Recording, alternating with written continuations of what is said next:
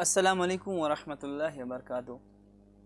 Viewers, as we are learning passive voices, before this we have learned the rules, regulations, and why to use passive voice and the simple tenses.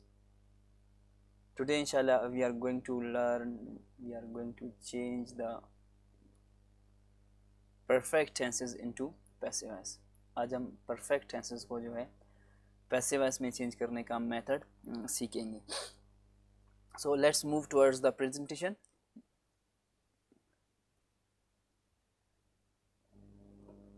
पहली बात जो पिछले lecture में मैंने कहा था कि इसमें जो इसके अगले लेक्चर टेंस है उसके जो है हेल्पिंग वर्ब इसमें यूज़ होंगे, जैसे कि प्रेजेंट सिंपल में प्रेजेंट कंटिन्यूस के यूज़ होते थे, तो प्रेजेंट परफेक्ट में जो है प्रेजेंट परफेक्ट कंटिन्यूस के टेंसेस यूज़ होते हैं.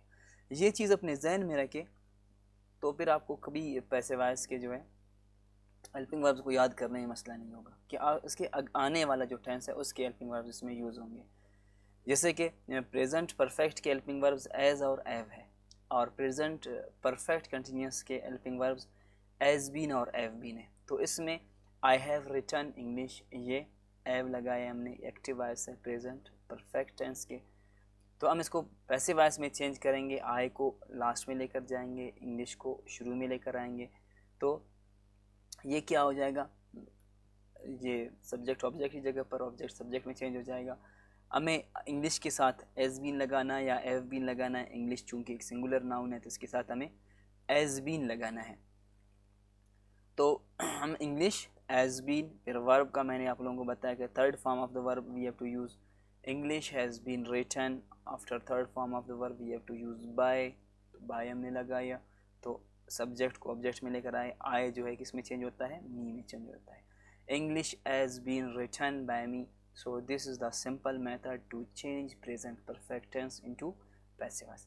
ये एक ही सेंटेंस में तमाम टेंसेस में रिपीट इसलिए कर रहा हूँ ताकि अगर किसी को पहले सेंटेंस में समझ ना आ जाए तो दूसरे में आ जाएगा, दूसरे में ना आ जाए तीसरे में आ जाएगा, तो किसी ना किसी टेंस में इसको समझ आ जाएगा. और जिसको समझ अगर आ गया हो तो वो easily he can make further sentences and he can practise and he can goes for further sentences. तो ये हो गया बिल्कुल सिंपल सेंटेंस कि I have written English, English has been written by me. भाई फर्दर आगे मूव करते हैं नेगेटिव और इंटरोगेटिव के बारे में. सिंपल क्या है, English has been written by me, ठीक है. Negative, for negative we have to put not after first helping verb.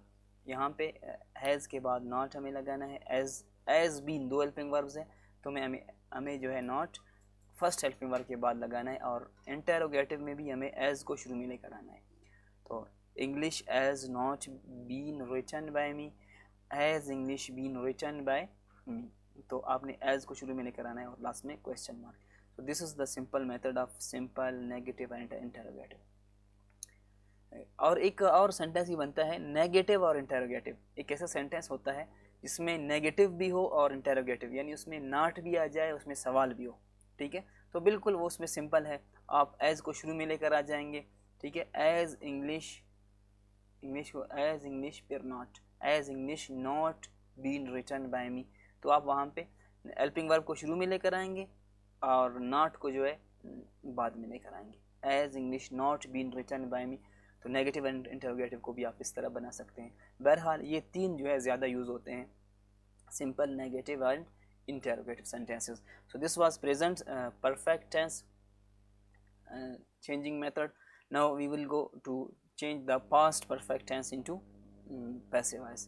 इसमें भी जो है past perfect tense के helping verbs add है, इसका एक ही helping verb है add है, तो इसके past perfect continuous के helping verbs add been है. तो यहाँ पे हम active voice में add लगाएंगे, passive voice में past perfect के add been लगाएंगे. जैसे कि I had written English, तो हम क्या करेंगे, आई को लास्ट में लेकर जाएंगे, इंग्लिश को शुरू में लेकर आएंगे. जैसे कि सब्जेक्ट ऑब्जेक्ट में चेंज हो जाता है और ऑब्जेक्ट सब्जेक्ट में चेंज हो जाता है. रिटन वैसे भी पहले से रिटन है तो वो चेंज उसको थर्ड फॉर्म में रहने देंगे, ठीक है. और एड बीन को हम एड की जगह पे एड बीन यूज़ करेंगे. और थर्ड फॉर्म के बाद बाय लगाएंगे और आई को मी में चेंज करेंगे, तो क्या बन जाएगा, English had been written by me, यानी इंग्लिश मेरे ज़रिए, ठीक है, मेरे ज़रिए लिखा गया था, या लिखा गया था या लिख चुका था, ठीक है। तो आपने क्या करना है, I had written English, English had been written by me. इसी तरह इसका नेगेटिव भी है, ऐड के बाद आपने नॉट लगाना है, ठीक है। English had been written by me, English had not been written by me, had के बाद आप सिंपली नॉट लगाएंगे। इसी तरह आप इंटरोगेटिव के लिए ऐड को शुरू में लेकर आएंगे, had English been written by मी।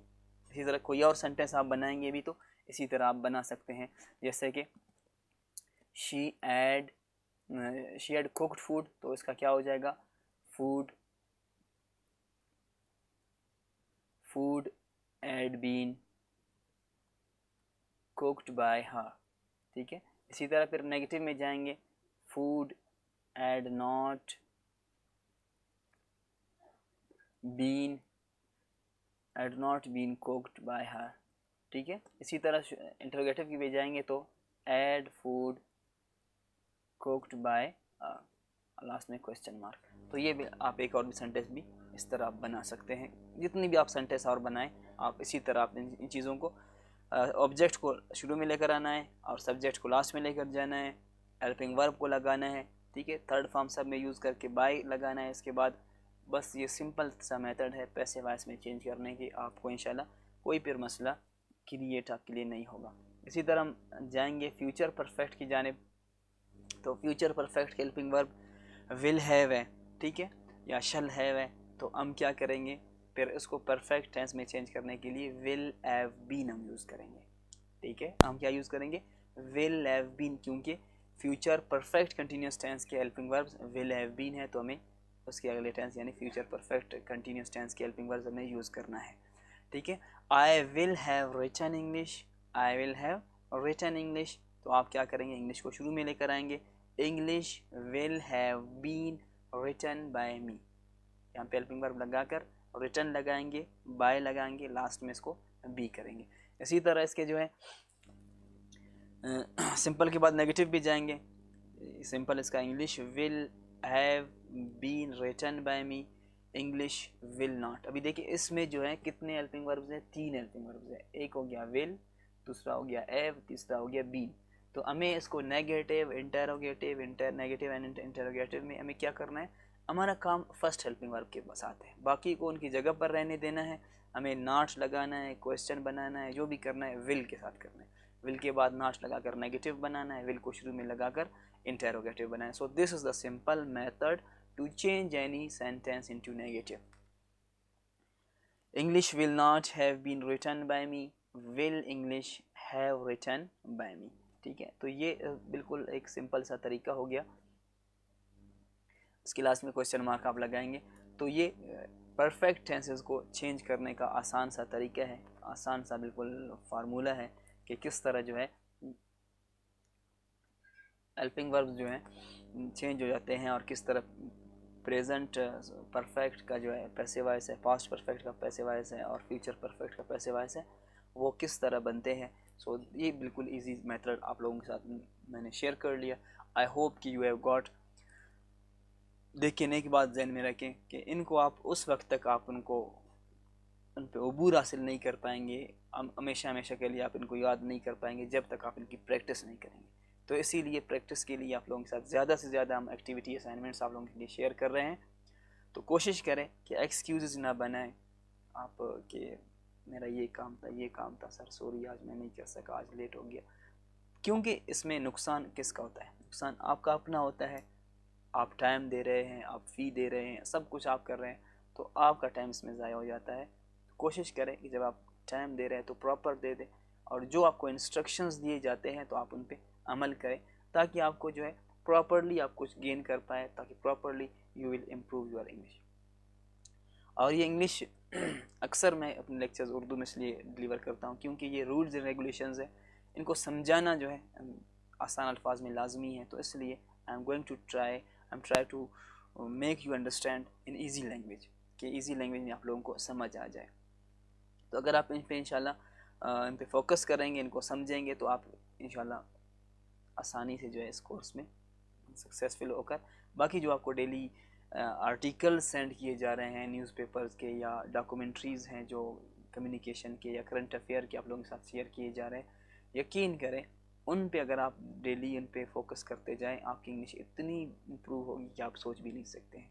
ये आस्ता आस्ता आपको स्टार्ट में जो है ये आर्टिकल वगैरह पढ़ना आपके लिए कन्फ्यूजन होता है, मसला हो जाता है, लेकिन आप आगे जब जाएंगे तो आपके लिए बहुत ईजी हो जाएगा। तो आई होप कि आपको परफेक्ट टेंसेस का चेंज करने का मेथड समझ आ गया होगा। अगर किसी को कोई क्वेश्चन पूछना हो तो kindly feel free to ask us at given numbers, or you can visit our website, official website youthleadersbalochistan.com. आप इसको कर सकते हैं। So take care till tomorrow. Thank you. Allah Hafiz.